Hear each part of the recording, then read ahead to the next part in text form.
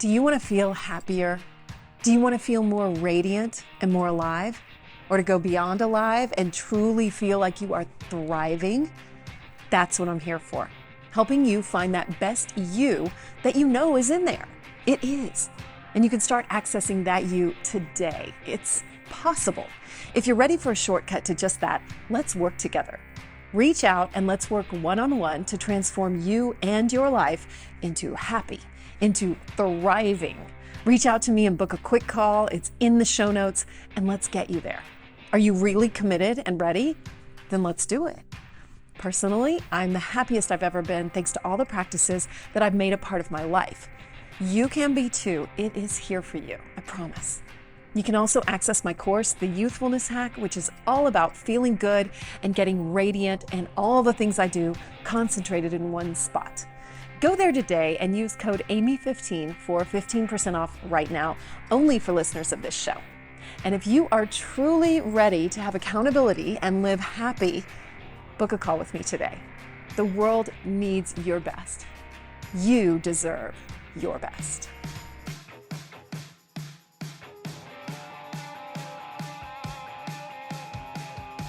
Hello and welcome to the Amy Edwards Show. I'm your host, Amy Edwards, and I'm so glad you're here. You matter, and we are getting into mattering today. And the more I read about what our guest does today, the more it just opened up my heart to so many insecurities and things that I have felt. So I am just stoked that you're here, and maybe it called to you for a certain reason. And so I'm really excited to learn more about that today.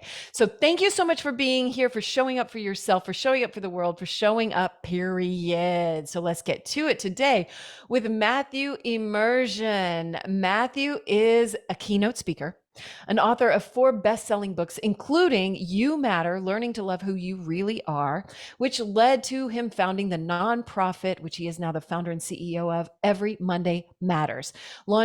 He launched a movement called the Mattering Movement. And Every Monday Matters is all about kicking off your week with passion, purpose, and positivity. And you're also a podcast host too. Don't want to forget that. You are a podcast host of The Middle, and you are here on a mission to create a world where individuals and organizations embrace how much and why they matter. Matthew, thank you so much for taking time today. I'm so excited. Those are just my side hustles, by the way. Oh yeah? What's the main hustle? I know, right? That's a lot. Yeah, it is a lot, but it's all intertwined, right? It's all connected. And just like the work you're doing and the work that I do, it's also very connected. So it doesn't feel like a lot. I mean, I'm sure there's times when it does feel like a lot. And I think people say, what is it? Like, if you love what you do, it never feels like work. I don't necessarily believe that I because was about to say, I love what I do, but it's a lot of work. It is. It really is. And the core of it, though, really speaks to me because even with this podcast, I've had moments where I'm just like, does it even matter? Does anything I'm doing matter? And, you know, there's a weird element in there, I think, of feeling like you are the only one who doesn't matter, which is actually kind of flipping around a little bit of narcissism. Like, I'm the one that's special. I'm the one that doesn't matter. Because I can literally look at anybody else and think, you matter. You fucking matter. And then I'll single myself out as if I'm the one who doesn't. What do you think of that? That's really interesting. In our keynoting space, also just think in any space, you hear a lot, I guess lately, about this whole imposter syndrome thing, right? Like, why me? Who am I to think that I can do that sort of Yeah. thing? And I don't know. I get it. I get, like, you look at people around you and it's easy, like in this social media world that we live in today, and this, slash FOMO thing, that you look around at people around you, and it's almost like we put them all on pedestals, and it's kind of chips away at how you even value yourself, right? Like, they Yeah. all matter more than I do. They're all doing bigger things than I am. And it almost can become a bit narcissistic in a way, right?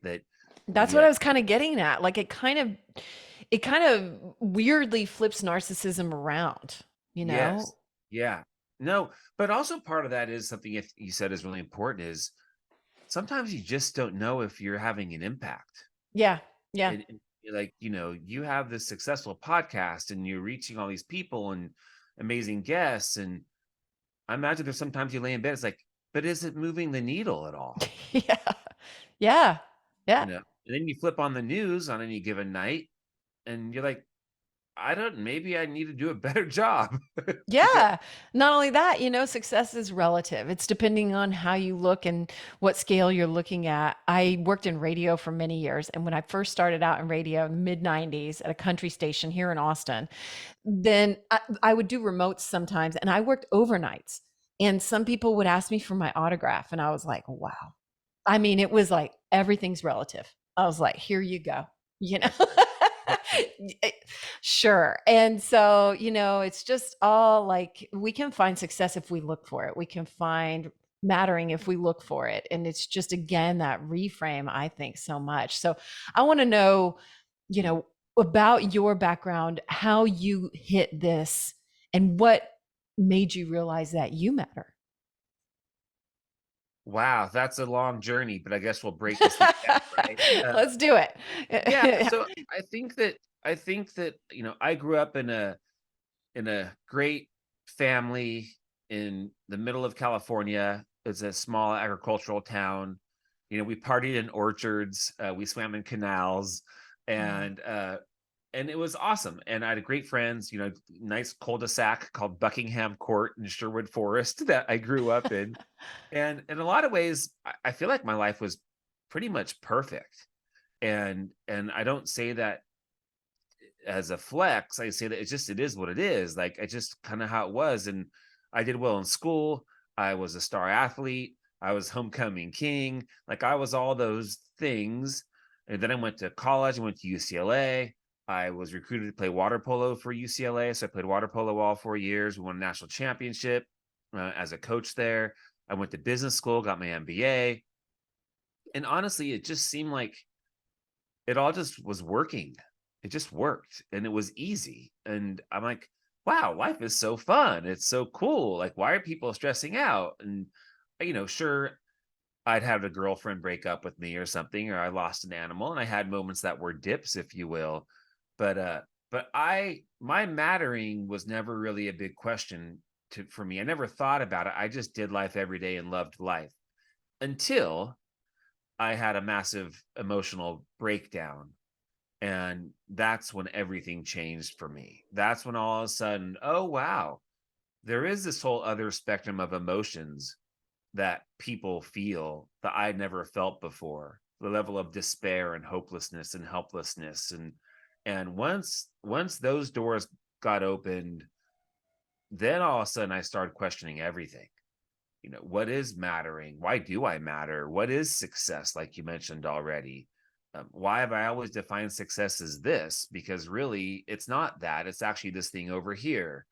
And so it was when I turned 31 is when really every that you know perfect life whatever changed completely. And I often say like I wish that life had a warning label on it that, love and joy and peace and everything good happens here, but also despair and anxiety and depression and brokenness and all these other things happen here too. And it wasn't until my 30s that really opened up for me to see the full spectrum of what it meant to be human. What was that for you? I mean, what do you think triggered that for you or caused it or Yeah, like well, so at the time I was working in the music industry as well. mhm. So we have that in common. I was working for Robert Kardashian. He was my boss, and I worked with the family. I got to work on projects for the biggest bands in the world, U2, Coldplay, you name it. We worked with them. And so, in hindsight, I thought I was pretty cool. And It I sounds thought, like you were. yeah, right. Yeah. I And mean, yeah. I thought I was pretty successful. And if I reflect back on that time in my life, though, the definition of success was I made good money. I had a house in the hills. I had nice things. I stayed single and was a jerk. I was red carpet VIP to everything. I worked for the Kardashian family. I had a corner office, right? Senior vice president, like that. That was my measurement of Mhm. success. And at that, I was successful. I'm not proud to say that, but I was successful at that. Until it was really a Monday morning where I woke up to get ready to go to work and I thought I was having a heart attack. It turns out it was just a very severe panic attack that turned into chronic anxiety and depression. So, um, whatever happened between that Sunday night when I went to bed and Monday morning when I woke up with this life changing moment that happened for me, I often say that when you go to bed feeling like you're on top of the world and you wake up and you're thinking about taking your own life, it's hard to know what really happened in those 8 hours of sleep. But the truth of the matter is, this was something that was brewing probably for many years. And there were signs, warning signs, things that red flags, things that I should have noticed, but I didn't. But eventually, depending on your spirituality, whether it's God or the universe or whoever you want to say, said, listen, it's like, I sent you a helicopter, I've sent you a boat, I've sent you, you know, and you're Yeah. not paying attention. So here's a little gift for you in the form of anxiety and depression. And it's time for you to figure some shit out. Yeah. Yeah. And so you you did. Why, like, Yeah. why Mondays, and why the mattering? Yeah. So what happened is, I got pretty sick. I mean, I couldn't work anymore. I couldn't drive in my car because I couldn't get stuck in traffic. I couldn't fly in airplanes anymore. Whoa, you were debilitated. Oh, completely. I was shut down. Yeah. What a 180 for you. I had thoughts of taking my car on the freeway and getting it up to 100 miles an hour and just yanking the wheel. Like it was dark, Dark. dark, very dark. And my mom and dad and my brother, who were amazing, leaned in and loved on me a lot. And then I ended up meeting an amazing therapist, and I call her my expensive friend. And That's right. Yeah, I can relate. I think everyone needs an expensive friend. Some of us need two.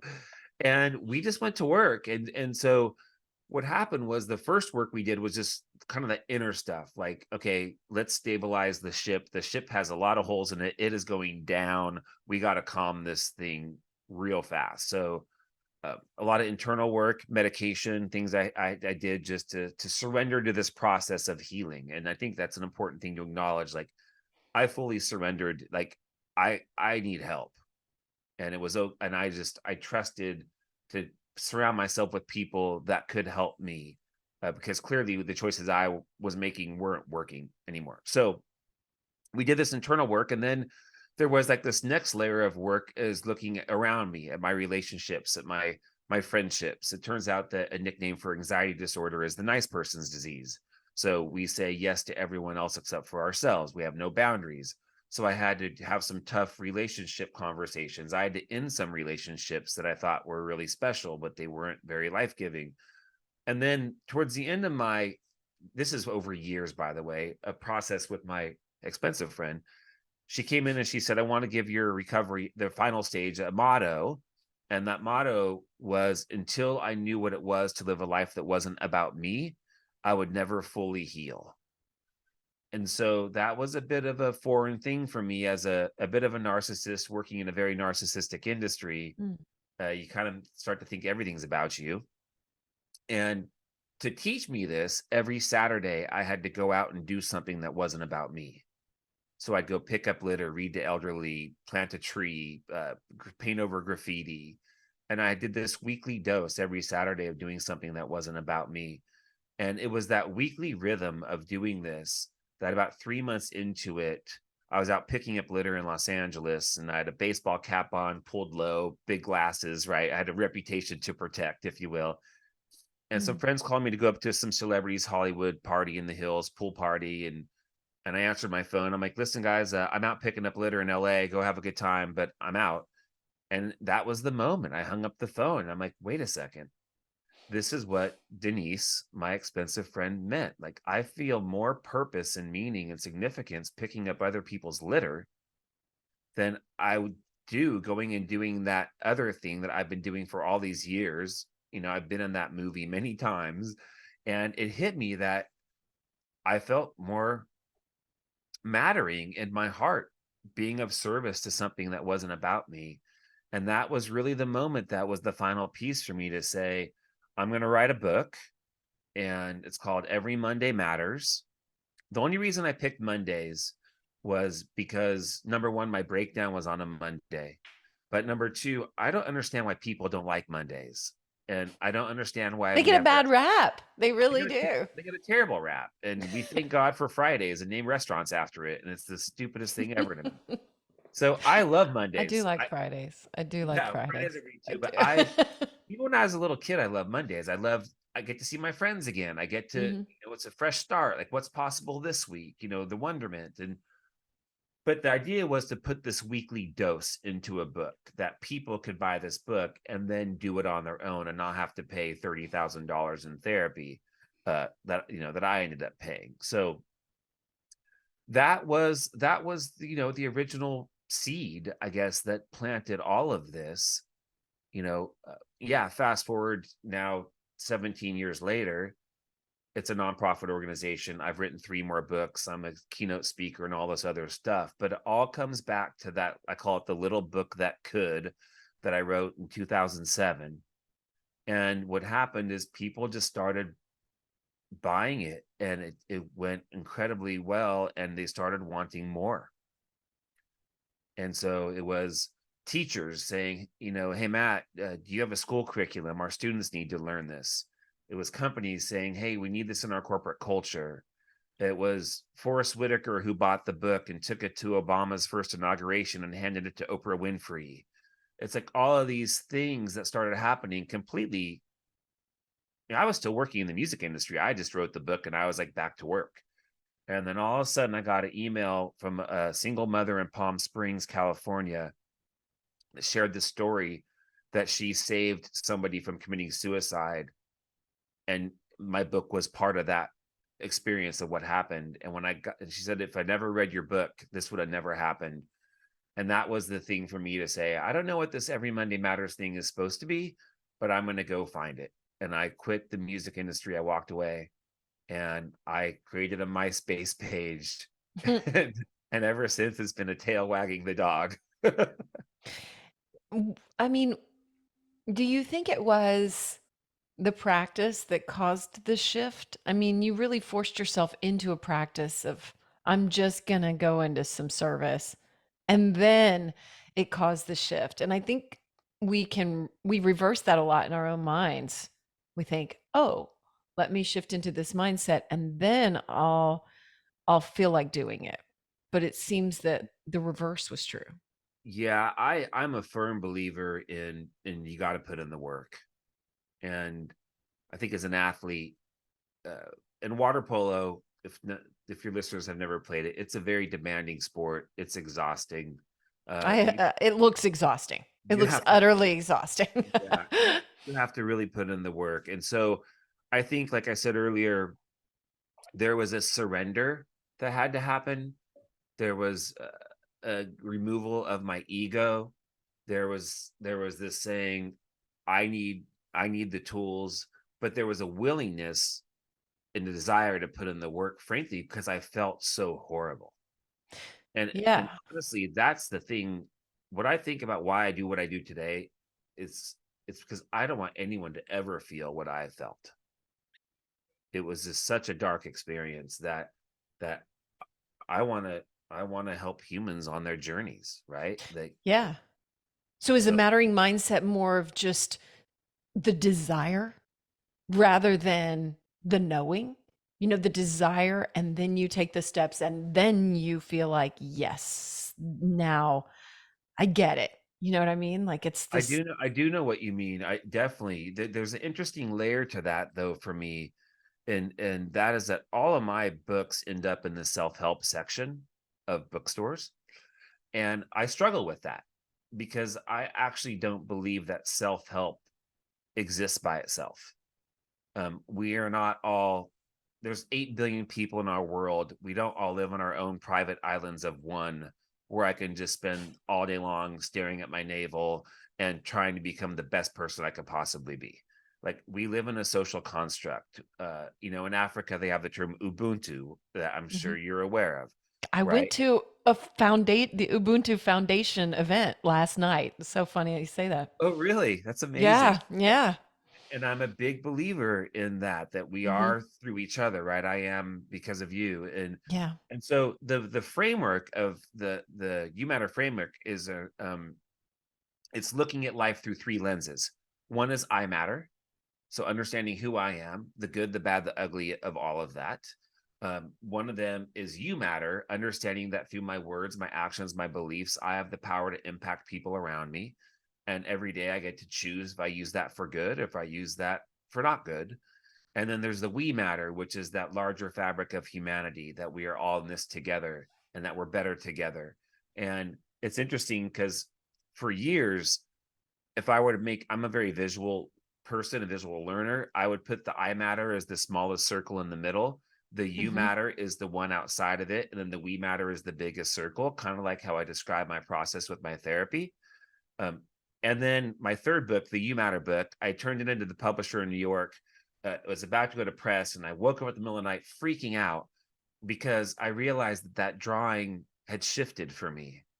And it was no longer these three concentric circles that got bigger, but actually it became a Venn diagram. So it was three equally sized circles that all overlapped in the middle, the I, the you, and the we. And in that middle, where they all overlapped, is where I believe that us as humans are always at our very best. That, Yeah, I'm looking at it right now. I was struck by this circle thing you have, and it's really cool. So thank you for explaining it. And if anybody's wondering, I'll put it on social media, but or put a link to it. So yeah, because then it spills out from there. So you have mattering in the middle there with the I, you, we all around. right, right. Yeah. And then it's so as I'm aware of myself, I'm aware of my ability to impact those around me, as I'm aware of, um, I'm part of something larger. If you want to drill down deeper into that mattering mindset, framework, what we did is we started to look at attributes. Mhm. So if how do you put this? If I looked at somebody that really embodied the I matter, the you matter, and the we matter, what might be some attributes that I might be able to tell that that person values or understands about themselves? So, like someone who understands we matter, they understand contribution, right? Mhm. They value connection, Mhm. right? They probably embrace the power of hope, Mhm. and so you can start to see someone who values the you matter. They're relational. They are inspiring, right? Someone who is I matter, like they understand their agency, like they have ability to do things, they have unique gifts. And so as you start to break these down into actual attributes for humans, you can start to see how it plays out like in our lives. And from there, I tell companies all the time, like, um, if you had a company built off of employees that valued these 15 attributes that we spell out in the mattering mindset, you're not going to have a culture problem. You're not going to have a retention problem. You're not going to have a belonging problem. You're not going to have a performance problem. Right? All those problems will go away if you create a space where people can really embody these attributes and be that at work and Mhm. in their life personally, but also professionally at work. And so, I ask this question all the time to companies, and I say, hey, if there's one word that you think we need more of in the world today, what might that word be? And I'll do this from the stage, and I'll do a live Mentimeter thing. It'll build this word cloud, and words like compassion, empathy, kindness, integrity, honesty, and all these words start to pop up, um, on this word cloud. And I'm like, okay, so you say you have a culture problem. Well, see this word cloud that you just created? Go build that. You'll never have a culture problem again. People won't quit you. They'll never want to leave. And so for us, this mindset, uh, shifting that happens, it all boils back to us as individuals, and it starts with the I, the you, the we. And sadly, I see a world that oftentimes doesn't fully understand the I, the you, the we. And it's hard because, for example, what just happened in Maine, right? Where the guy goes in and, The mass shooting. the Yes. mass shooting that happened. Hmm. And there's a part of you, like as a human doing this work that you're trying to make the world a better place.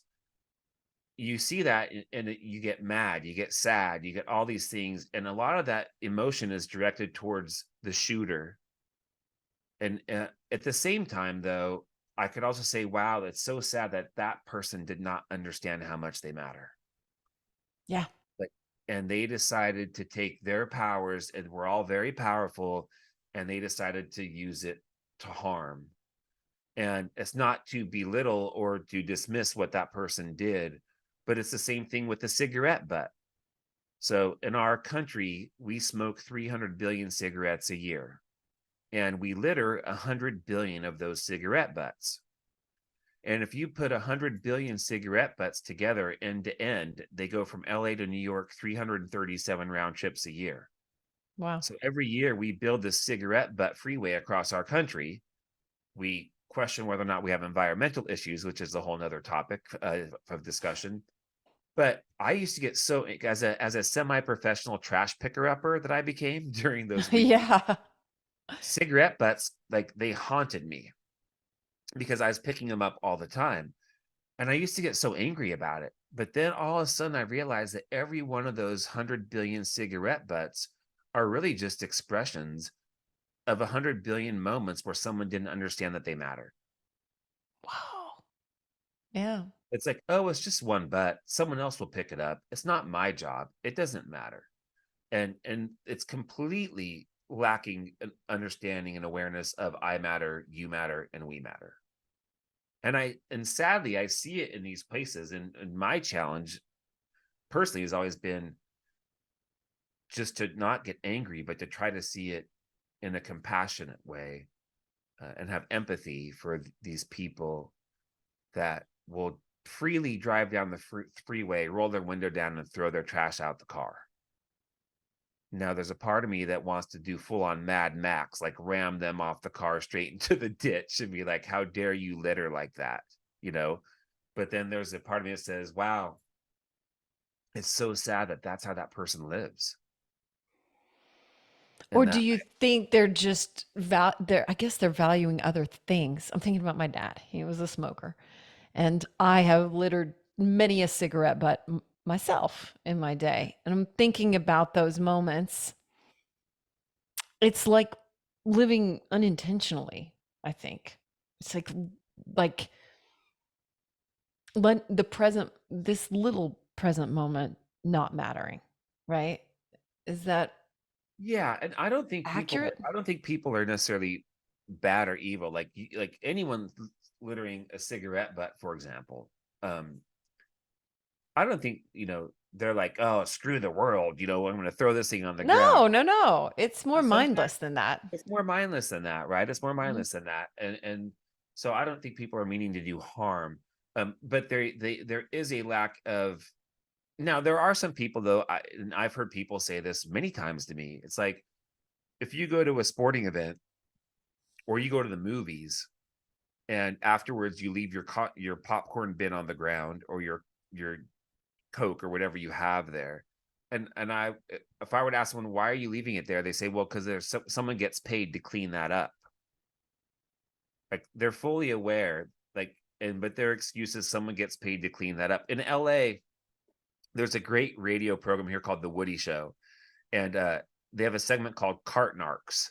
And this guy, one of the DJs, goes out to grocery store parking lots, and he goes up to people who didn't put their cart in the cart storage bin area. Yeah. And he talks to them, and they get very angry at him. Like, get out of my face. It's not my job. Someone gets paid to do this work, this kind of thing. Yeah. And so in those cases, it's like, yeah, but wouldn't it just be great if we just all did our part, and not say they have someone else to do that job. But besides those moments like that, I think for the most part, flicking a bit here or there, People are not trying to be evil or try to do something wrong. I just think there's a level of awareness that might be lacking, or a level of focus that might not be there. And I will tell you that, I mean, people jokingly say, Matt, I hate that I met you. I know. Now they've got to clean up after themselves at the movies. Right? Yeah. And it's interesting. And hey, and I'll be the first one to say I'm far from perfect. Right. And so I don't want to sound like I'm Mr. Goody two shoes here that lives in, I live in a glass house, whatever. Because I'm always a work in progress myself. But they say, okay, now because of you, I know that as adults, we make 35,000 choices a day, that my choices actually are powerful and they ripple and can affect other people around me, that my words and my actions and my thoughts actually do matter. Now that I know all that, now I have to be aware of it. Like now I have Yeah. to think about things. Yeah. Well, I I know it's those times welcome. when I've been depressed, when I've been down, that it's hard to care. It's hard to channel that caring. Yeah, And I mean, it fluctuates. And I think there's just an element of like, okay, we are human. We have those moments, like you talked about at the beginning, this holisticness, this, hey, your son, here you are, welcome to the human experience, right? And so how can we live those values and have compassion for ourselves even in those moments? that's right. That's Mhm. right. I mean, I drive an SUV, which is terrible for the environment. Like, Yeah. again, this is a full spectrum human experience. Right, right, right. Are you ready to uplevel your pleasure practice? I have in mind, and the main things that have helped me are the tools that I've found from Wands. Wands creates luxurious products that encourage us all to honor our body, celebrate our sexuality, and live in pleasure. With more pleasure all the time. One of my favorites, if you listen to this show, then you probably already know, is the Cervix Wand. Wands has trademarked their #1 best-selling glass pleasure wand. It's for vaginal and anal de-armoring, and it's designed for cervical and G-spot stimulation. And let me tell you, it's incredible. It's helped thousands of women become more connected to their bodies and their pleasure, and supports them to heal pelvic pain through self-yoni massage, and helps awaken more pleasure. Just recently, I've ordered the Venus wand, another trademarked wand from Wands, and it's designed to activate and awaken the G-spot and more. Also, don't miss one of their new offerings, which are free bleed blankets that can be used as waterproof intimacy blankets. They have a beautiful selection now available. But take a look around at wands.com, that's WAANDS, because they have a huge selection of incredible items like yoni eggs, crystal pleasure wands in amethyst, black obsidian, anything that your heart desires, and so much more. Check them out at wands.com, that's WAANDS.com, and use my link in the show notes to get 10% off, or simply enter my code Amy Edwards at checkout. Again, that's WAANDS, wands.com. Y'all, I have started using higher dose products, and I am such a fan. You know, I don't put anything on this podcast that I am not 100% completely behind.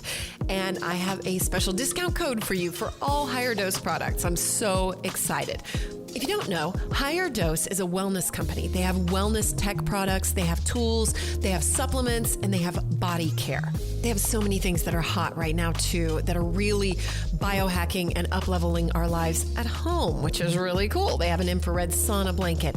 They have an infrared PEMF mat that I'm so excited to be sharing about soon. One of my favorites though is the red light face mask. It stimulates collagen, it activates glowing skin, reduces fine lines, regenerates cells, and it's soft.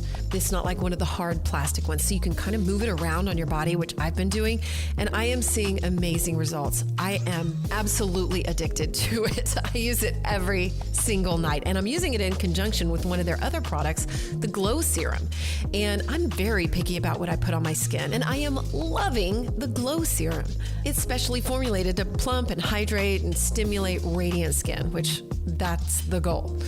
They have a ton of other products too. Magnesium ingestibles, magnesium body care, which has a healing oil and a serotonin soap that you can use in your bath, which I've been using too.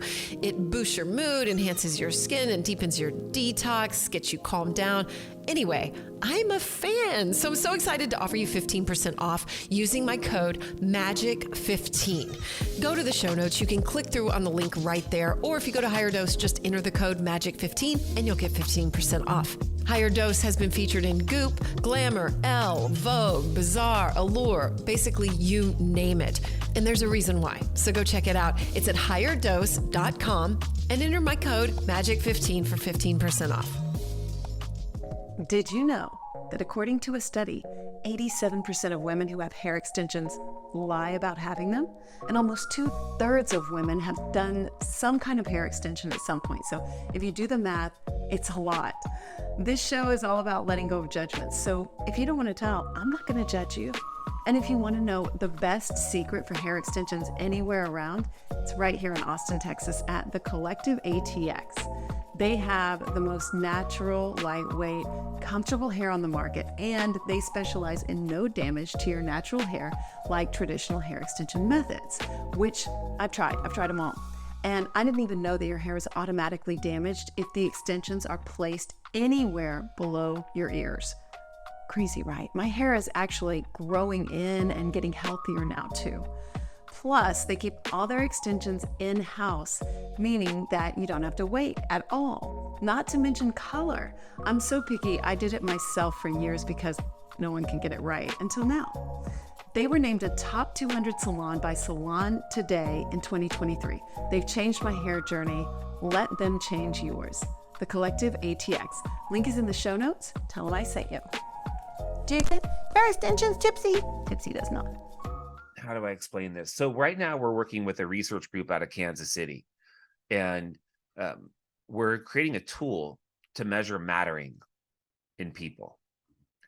And it's really fascinating because we started to do this research and we started asking people, what does mattering mean to you?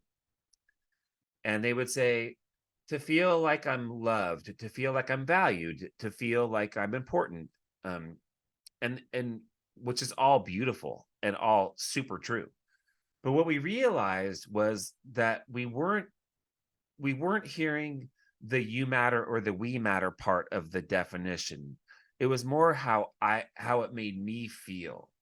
And so as we were trying to come up with a definition for mattering, it was, yes, to feel loved and seen and heard, but to also play a role in creating a world where other people could feel that as well. And that was a big eye-opener for us as an organization to say, it's like I matter, but it's not about me. It's that big paradox. It's I can only find love by giving it to myself and giving it to others. We think we're going to find it looking outside of ourselves, but it's actually when we're giving it to others that we do find it for ourselves. I'm finding everything to be that paradox. It's the same as self-help, right? We help ourselves by actually doing something for others. That's right. That's right. I have a hysterical story for you. So I love hysterical stories. Okay. I did a Please keynote. Share. Okay. I snorted on a podcast. Oh my God. Yes. Is that Never a first? happened. I hope so. First ever. That's hysterical. So I did a keynote for United Way in Las Vegas. It was a big event. I think it was at Lexor. And afterwards, I had to go to after my keynote, I had to go to the bathroom. I had to go pee. Number one. Okay, thanks for clarifying. So I walk into this palatial public restroom, right, at the Luxor in Vegas. Mm-hmm. It's like marble floors, gold chandeliers, everything.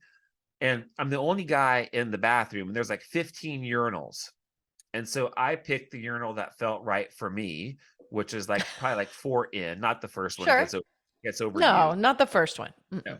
So I'm standing at the urinal to do what guys do at a urinal.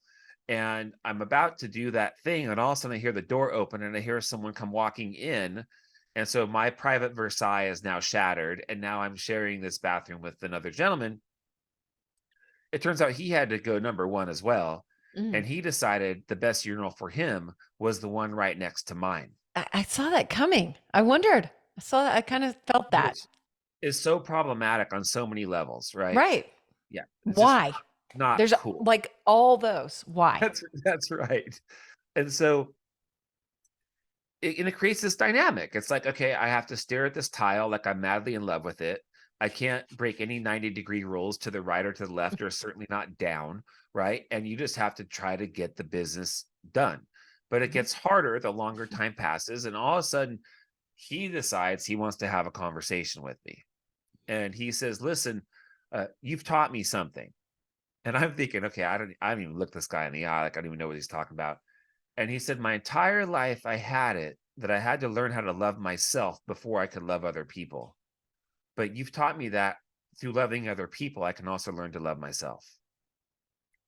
And it was this beautiful, profound moment in this Vegas bathroom that, and again, this is back to that diagram of the I, of the you, the we matter. And then we kind of stay there in the middle of it, but we drift into places of it, right? But we can't create a world where everybody is just trying to work on themselves on their own by themselves, because it's completely void of the role we play in serving other people, for starters, but also how life-giving it is to be there for other people and what that does do for us as well. And so I'll learn to love myself by trying to figure myself out, but also by being there to love on other people too, and to love on my community, and to love on the planet, and to love on people that live all the way across the earth, other side of the earth from me. And the more I play a role in all of that is going to be, by far, to me, the most fulfilling life. And really, that to me is human thriving. Totally. Have you had any um like plant medicine journeys or anything like that have reminded you of this connectedness? Like I don't know why that just came up for me. I was just curious. No, I appreciate it's come up a lot in my life lately. I've never had any that, well, back in the music days, if you want to call marijuana plant therapy, Marijuana is a plant medicine. I yeah, believe so. Yeah. but not what you're talking about. I have not done those things before, and it's not that I'm against them by any means. I just have never uh, journeyed down that road. But Yeah. certainly, I live in Los Angeles. I hear about these things more and more, and to be honest, in an imperfect kind of human judgmental sort of way, when I used to hear about these things, I'm like, oh, that's just for those freaks over there. Like, my wife and I, like, our happy place is Costa Rica. We go to Costa Rica once a year. Mm. And right near where we stay there, it's Chapa Mama Tom. I forget what it's called, but it's a place where people go to do plant medicine, and it was always like, oh God, those hippie freaks kind of thing. What I have found interesting now is that I am meeting people in my life that are incredible human beings that I've known for years, and I respect so much, and I admire their accomplishments. And then all of a sudden a conversation will pop up. Hey, Matt, have you ever tried ayahuasca? Like, no. Oh, well, let's talk about it. I've been doing it every year for the past 8 years. I was like, what? But so Yeah. it's intriguing to me. It's definitely intriguing to me, but ultimately that's not what drives, at this point in my life, that's not what drives the connection I think you're referring to. I mean, maybe the movie Avatar was Yeah. one of I those mean, things. I think there's just like there's certain things that can open us up sometimes and remind us.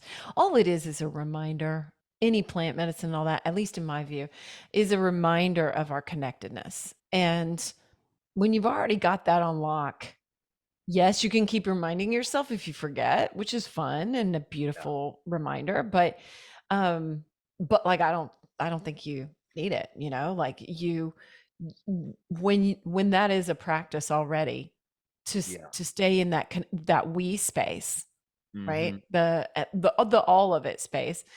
I mean, I like your Venn diagram that you've built because it looks like a little earth. Is that intentional? You're so great.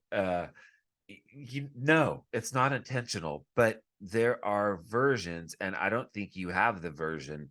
But as we start to peel back the layers of what's in that diagram, it seriously looks like here are the layers of the Earth's core. I mean, You it's down to the core. Yes. I'm you looking have at the the one core. on everymondaymatters.com if anybody wants to check it out while they're Yeah, listening. we break it out, and you start to look. Oh wow, there's the crust. There's the upper crust. There, it starts to look like what you're talking about. Yeah. Um, one thing I was going to say too, and it's something that you said I think was really so profound, is because I still go through moments of not the dark depression like I went through before, Yeah. but I go through moments of questioning, moments of feeling down, you know, just anxious, like what's next, or feeling stuck or trapped, or a lot of these kind of things. I know I still go through them just as anyone else does, but one of the things too and it makes it hard because you start to feel helpless and hopeless and all these things, but to try to get out of ourselves in those moments, to try to be of service to even if it's just going somewhere, um and saying hello to, like, I go to Starbucks every morning. I don't drink coffee. Now I get an iced tea when I go there, Hmm. but I can make iced tea at home, right? Yeah. I go because it's my chance just to go connect with humanity, just to go say good morning to somebody, ask them, how are you? How's your day? I do it just to get out of my little bubble that sometimes I can get stuck in. Because sometimes that little bubble, although I want it to feel like a safe place, sometimes it doesn't feel like a super safe place. And so it's good for us, even when times are tough, to whether it's to go to Starbucks in the morning if you don't drink coffee, or to go volunteer at a soup kitchen, or to do anything that you can do to just try to kind of break the this spiral that Yeah. sometimes we all get in. And two, interesting about that is, you talked about throwing away these cigarette butts, but how often are we throwing away moments that could matter, like the ones in Starbucks? Those can be considered many times to be just throwaway moments, even though there are no throwaway moments. But A, I'm mil- just a million pointing percent. out that so many times we can treat it like that. I know I have. Oh, there's no doubt. I mean, my wife's like, why do you go to Starbucks every morning? Right. A lot of people have said this to me because I don't drink coffee. Right. But, and I didn't know this isn't why I went there, but what you're saying is, one time I went to my local Starbucks and I saw a gentleman there who I'd seen for years. I never talked to him, but I've seen him for years. And from across the Starbucks cafe, he looks at me and he goes like this, like puts, and I think Yeah, like a like F up your, off. yeah, Yeah. up yours kind of thing, right? Uh-huh. And so I looked at him, and he's like probably like 70 years old or something. I look at him like, what the fuck? What? Yep. And so I looked at him in a puzzled face, and he looked at me again, and he repeats the action. And so I flipped him off. I'm like, okay, well then here. And then I ordered my iced tea. I walked over to where he was, and I walked up to him, and I was like, what was that all about? And he grabs a napkin and a pen, and he writes something on it. And then he looks at me and he does the gesture again, and he showed me the napkin, and it says equals good morning. And he was deaf. Oh my gosh. Yeah. And next thing you know, fast forward 3 months, he asked me to come give a speech at his 70th birthday party. Oh my gosh. And everyone there was deaf except for me and my wife. And so they had a translator there for me to give a speech. So, like, you're talking about these moments, right? That none of them are throwaway, right? But if we go and we're present and we show up, and I imagine with you, I know this is so true. I imagine people in your life say to you, why does stuff like this always happen to you? Do you get that from people? Well, if you mean in a positive way, yes, I do. I have friends who call me Forrest Gump, and just that I just Yes. fall into Yes. situations. And something happened the other day. I think when I went to Tony Robbins, I talked to a friend and she was like, "Oh, you're just out there gumping it again." And I was like, "Yeah." Yeah. That's so I love that you said Forrest Gump. That's what people say to me all the time. Like, how do these things always happen to you? And I think it's just because you show up, Yeah. right? And Yeah. you're just present. And you just yeah, and you're there's I also Mr. Rogers, right? There are these you're just there and you're observing and you're aware and there's wonderment to it all. Um, you're asking questions of people. Hmm. I think that's one thing that is such a dying art in our culture is just taking the time to ask people meaningful questions and just listening for the answer and like really listen for the answer. The Hmm. question, how are you, used to be like this throwaway question. Like we would just ask it and wouldn't even listen for the answer. And people's responses were never really that deep either. Oh, I'm good. How you doing? Like, Hey, how are you? yeah, Hey. that's cool. I'm cool. What's up? Yeah. I think that that's changed. I think we need to take a beat on those questions now. No, really, how are you? Like, Hmm. what's going on in your life? What's exciting? What's new? What's been challenging? Those in those little micro moments, if you want to call them, uh, a lot of people say, like, Matt, how do I go make a difference in the world? I can't start a nonprofit. I can't do this. I can't go to Uganda and put water wells in. I can't do all these things that people do that are so cool. Just go out and talk to somebody today. Hmm. Just let them know that you see them. Let them know that they matter to you, Yeah. and you've made a difference. Yeah. Or Even send a if you text. Like even anything. these little bitty things that we can do. Are those some of the practices that you recommend? I know that you have it every Monday matters for businesses, Yeah, for individuals, and then for families too. But it's all about ourselves and those that we're encountering every day. And so are those some of the really simple practices that you say to put into absolutely, practice? absolutely. So, in all of our programming, whether it's in education, it's within companies, and our newest programming is in senior living communities, which is just the most incredible work. I'm in love with this, what we're doing there. Wow. It's kind of built on a couple things. We talked about one of them quite a bit, which is the I matter, you matter, we matter perspectives. The other thing that it's built upon is, and I mentioned this before, is that question. What's one word that you think we need more of in our world today, in our schools today, in our families today, in our companies today? And we collect these words all year. At the end of each year, we Mm. sit down as a team and we see what's coming up the most. And we end up picking 12 words. And those 12 words become the monthly themes for the upcoming year. And so let's say this month is Monday Gets Kind.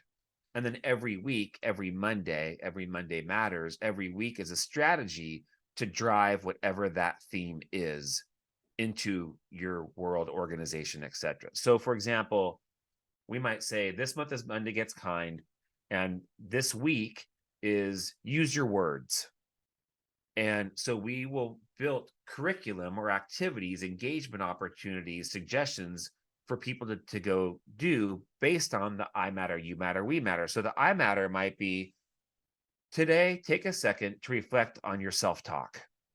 Mm. It's I matter, it's Monday Gets Kind, it's use your words, check on your self-talk. Instead of this, try this. Instead of this, try this. The you matter might be go out and give 5 compliments to people today, this week. And then the we matter might be, and every Monday matters. Sometimes we do some crazy stuff, but the we matter might be go create a compliment booth on the street corner and ask people to come into it and step in and give each other compliments. And it's this, this bigger thing, right? At a company, what at schools, they do different things, but you can see how you can take these monthly themes, these weekly strategies, and this I matter, you matter, we matter framework, and you create engagement opportunities for people to experience the mattering in the simplest of ways or in the more complicated, more developed ways as well. And so, it can Oh, be, those are good. Those are yeah. So good. it's, Yes. a lot of my books, and I trust me, I've had many arguments with my publishers. They're like, Matt, no one wants a memoir. No one cares about memoirs. The reason they go to a self-help section is because they're looking for help. And so if you're not providing any sort of programmatic structure for them to get the help, then the book doesn't matter. And so um, my books are called prescriptive memoir, meaning Hmm. you're going to read a chapter, but at the end of that, there's going to be things for you to do to realize this in your own life. Um, you're not just coming here to learn about math, right? Is And that it's a like, genre? Did you make that up? Because there's a lot of those. no, that's what the publisher called it. They said Really? you Prescriptive memoir. I like it. prescriptive memoir. And Mhm. so I'd written all these stories, I'd written all these thoughts and these beliefs and these different things that we do. And they're like, this is all great, but what about your reader? Like, what's the prescription? What do you want them to go do? How do you want them to make this real in their lives? And so everything we do at Every Monday Matters, whether it's the books or the school curriculum or the corporate programs, etc., it's all about instantly getting people into action to immediately Totally. feel, what it is. Because I can go on a stage and for 60 minutes talk about mattering and how much and why people matter. Or I could talk about it for maybe 30 minutes and I can start to create experiences where people have to exchange wristbands with each other and tell each other how much they appreciate one another and that they matter to each other, and process that journey and watch the tears and the hugs and the high fives and the so now you're experiencing it and it's becoming much more real to you than just hearing me talk about it. So you have prescriptive That's right. keynotes, Yeah, and this is a prescriptive podcast. And I was like, I didn't realize it was, but it is, because that's what I do. I I love the stories and I love the words, but at the end of it, like, what are we putting into action and experiencing it? How are we enacting this for real? Because you can listen all day long, but unless you're putting it into action, it's like that's that's where right. the meat And is. your podcast, I mean, at its core, in my opinion, your podcast is an act of service. It is. It's about me, but really I get more out of it when I'm trying to not That's only elevate your voice, but also extract what's going to help all of us. that's right. That's Yeah. right. You know, And then I was also just struck too, as I said that to you, I said, oh, we're getting like, then you're getting to the meat of it when you take action. Like, that's the word matter is not only the verb, but the like noun, the matter, the meat of it. yeah, like the physical matter of it. Yeah, matter. Right? That's right. That's right. Yeah. Do you use So that? we don't. It's funny because there's a T-shirt out there it says "You Matter" on it, and I think I have one. you do. I think so. No, I think is a donkey a form of a U, Oh, and then uh-uh. there's an atom symbol. It's like Oh, you, yeah. They have like a sheep, yeah, a like sheep. Thank you. you, Mhm. thank you. Not a donkey, a sheep. See, you live in Texas, I live in Florida. Mhm. As a sheep, and then the atom symbol for "You Matter," and Oh, yeah. Mhm. I get a chuckle out of it, but that's not necessarily ours. Is about obviously about how we can help people feel, how we can create this world where Yeah. everybody really feels and embraces how much and why they matter. Yeah, but like I was thinking it's like about taking our actual human physicality and putting it into some kind of action. Whether Yeah. it's breath coming out, of the matter that we are, anyway, whatever. I'm getting all, I don't know. So I'm on a tangent or something. So, You're ah, you know what's happening is your background is channeling you right now to talk about matter because it's all the stars and the planets there and you go. That's it. that. That's it. Yep. It's like we're star stuff. This is what we are.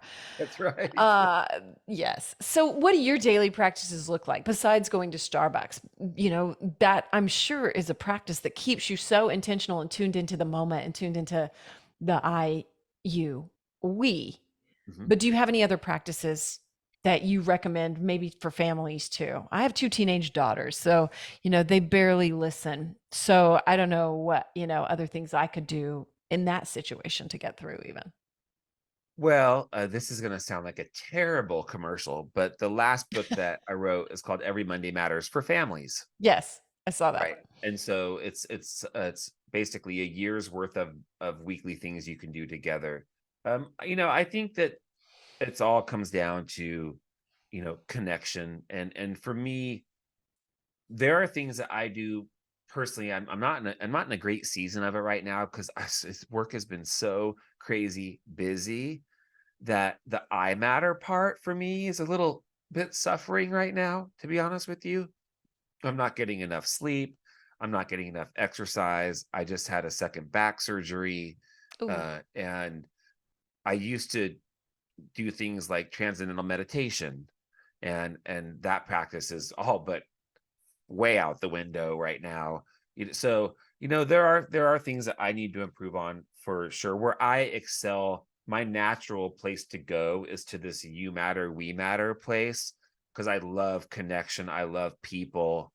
Like, I would be literally miserable, like, if I lived on my own private island and it was just me. It's like, just end it already. Whereas it's like COVID for me was hell.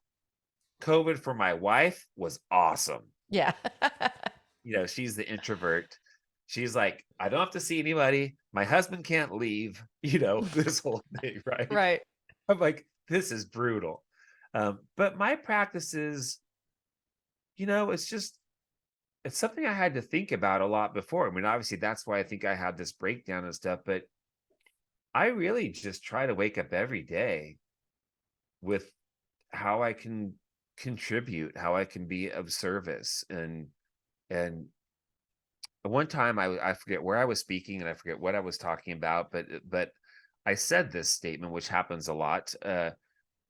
I said, if someone asked me, what does heaven on earth look like? It looks like a place where the first thing that people think about when they wake up in the morning is what they can do to serve someone else. Mm. And if I had 100 people surrounding me, all thinking about what they can do to help Matt or serve Matt, it's something I could never imagine, number one, but it's far greater than anything I could ever achieve on just Matt trying to help Matt. And so the more we're all serving each other and just supporting and loving each other and lifting each other up, then that is really like the daily practice that I choose to live by. I see every moment as a chance to let somebody know that they matter. I will, if we're in an elevator together, I'm going to say hi. I'm going to ask you how you're doing. I'm not going to just stare at the numbers above the door like everyone does. I'm not going to ignore you. My wife thinks it's creepy, but I think just ignoring each other is just so strange to me. But what if you are in a huge bathroom and you walk in and there's 15 urinals and there's only one guy at the urinal on number 4? Where are you going? Hey, listen, this is my podcast. I ask the questions here. Are you So going to 5 or 3? Where are you going? You going I to will 6 or 7 and then saying hi? I will say hi to someone at the sink. Ah. I'll do that, Okay. Mm-hmm. but not no, not in Just there has to be respect for privacy in certain yes, places. there does. We got to know our time and place just a little bit. That's So right. anyway, well, as we wrap up today, is there anything that we didn't get to that you really wanted to talk about or mention, or anything new going on that's coming up for you, or anything on your heart that comes up in this moment? No, I appreciate that. It's I don't know, we're coming into the holidays. The holidays can be really stressful for a lot of people. I'm already hearing from a lot of people like they're already feeling more emotional. And I just something about the season, I think for some people it just sparks stuff, triggers things for them. Um, I hope that for people just to enjoy as much love and peace and kindness as they can during the holidays. Take care of yourselves, serve somebody else. In terms of us as an organization, we're coming up with, at the end of the year, every Monday matters. We always have our year-end fundraising campaigns. If anyone wants to be a donor, and every dollar helps. And then, personally, as your partner is doing as well is trying to get out there more in the world and speak and be a keynote speaker. And I I have a personal website for that, MatthewEmerzian.com, the Every Monday Matters website. So, I mean, if any of this rings true to people, and even if there's a listener that just says, you know what, Matt, do you have 15 minutes to hop on a call? Because what you said really struck me and it could really help, then reach out. I'm here to serve people. And so if it helps even just one of your listeners, then I will consider this a job well done today here. Same here. Absolutely. And that's beautiful. Thank you so much for sharing. What a nice, generous offer. And yes, you are a keynote speaker as well. So you can be brought into any, company or organization and share this message that is aligning holistically with your core values, which is so important and such a, I don't know, just an important message. And So I've thank also you. had this thing going on right here. The whole I didn't notice. I didn't it's notice. really awesome hair thing sticking up. I did not even notice. So It's so good. absolutely no problem. But if anybody wants to see it, you can check it out on Spotify or YouTube. Amy, Yeah. before you do whatever you're doing, I just want to say thank you to you. You're awesome. Thanks. You're such a bright light. You're so fun. Oh, thank Yeah. you. I appreciate that very Matter much. to many, many, many. Oh, thank you. Because sometimes it's easy to not see that. I So get I it. really appreciate it. Thank you. Absolutely. I Yeah. receive it. And you know what? I wanted to point out to you too, thanks, just in these last few minutes, you mentioned seasons twice. You mentioned your own season that you're going through. You mentioned the season that we're in right now, which is holidays and stuff in the US. And I just, I appreciate that so much because I've gone through a strange season this year that I didn't expect. But if we can just stay in that frame and remember that it's going to pass, whatever season it is, whether it's one where you're on top of your practices like a madman, or whether it's one where maybe you're adjusting to a different situation. It's all just a season. Yeah, thank you for reiterating that. It Yeah. is the season things. And there was an artist, a singer that I used to work with way back in the day. He was an amazing, amazing singer, and he wrote a lyric that Who? his name's Andrew Paul Woodworth. Okay. And one of his lyrics, he's written many, but one of his lyrics is every second has a season. And Mm. I love that phrase, that every second does have a season. And sometimes the seconds feel like they go really slow and they have a lot of seasons, and sometimes they go faster. But the fact is that things do move forward, right? And even in the toughest of seasons, we know that there's something coming up Yep. that's going to be better and different. And so just, hang in there and surrender. And my visual is like, I used to imagine myself getting in a river and just floating and not even trying to swim and just letting it take me where it's going to take me. And that was such a visual for me to just release it. I love that. And I also love the word shift that you've made here, just in your general message, which is every Monday matters. Shifting that out of this, thing that's ingrained in our society from Garfield to, I don't know, a lot of things, about hating Mondays, grumbling. And you know what? What if you just shift your mindset around that? Like, oh, Mondays matter, feels Yeah. good or something like that. You'll also get the second half of your Sunday back because you start hitting Mondays about noon on Sunday. So you actually gain Truth. the whole day and a half. Yeah, truth. Absolutely. And maybe you use that time to set yourself up to feel good on Sunday. That's So, it. Yeah. mhm, I do. I do. I use that time to start planning my week and feeling good. And then I wake up just like with it. I like to write things down. I'm total Virgo. And so, I like to set it up. So please share how everyone can find you. You kind of mentioned it earlier, but one more time. Yeah. So everymondaymatters.org is our nonprofit organization. And my website is Matthew, Mathew, Emerzian, EMERZIAN.com. Great. And And find me there. I mean, I'm on social as well, at uh, Emerzian on Instagram. And oh my God, I need classes on how to do social media. I can tell you that much right now, but you can still find me there. Okay, great. And I'll have everything in the show notes so people can reach out to you on their preferred platform. And I'm just so grateful for this conversation today. Thank you so much. And Thank you, congrats on Amy. all that you've created and continue to do. Thank you so much. And that beautiful mattering ripple effect that is spilling out everywhere in the world. So thank you to Matthew, and thank you to you for showing up again. As I say at the end of these podcasts, when you show up, you are basically showing the universe, hey, I'm here for it and I'm ready to do it. So what can you do? What text can you send? What moment can you make matter just now, just today? Maybe you send this podcast to somebody who's feeling down, or maybe you just send a text, or maybe you go to Starbucks and don't even order anything and just make that moment matter. What a crazy freaking idea. So thank you so much, everyone, for being here today. Sign up for the newsletter. It's at amyedwards.com or amyedwards.info. And my courses are out.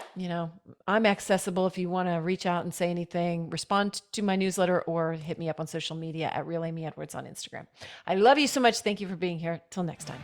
This has been the Amy Edwards Show from Overcome Studios. Remember to rate, review, and subscribe. And thank you so much for being here. Sign up for our newsletter at amyedwards.com.